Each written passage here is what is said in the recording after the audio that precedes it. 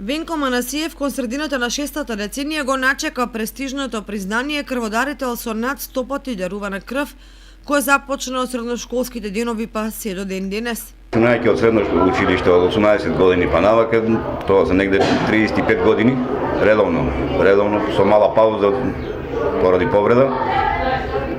Не бев во стање да давам 2 години до 3 негде.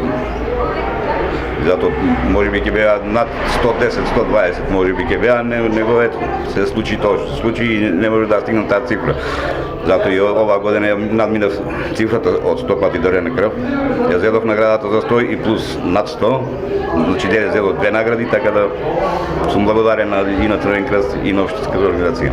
Дарувањето крв кај него, како и кај многумина виничани, традиционален семен чин кој по некое непишано правило се пренесува од генерација на генерација.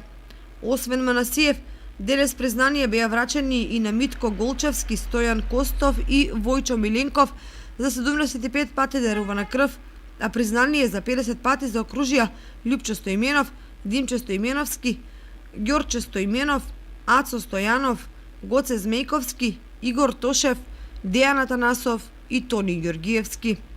Крвдарителите ги поздрави градоначалникот Ивица Димитров, кој им врачи скромни награди на пензионираните крвдарители кои одамна ја надминале бројката од 100 пати дарувана крв, а председателот Кирил Цолевски искажа јавна благодарност до општината и советот што конечно објектот на Црвен крст, кој денес го славеше 74-тиот роден ден, конечно е легализиран без да се плати било каков надомест. Инаку општинската организација на Црвен крст 2018 година заокружи со 1287 собрани крвни единици, во кои доминираат А и 0 позитив крвните групи.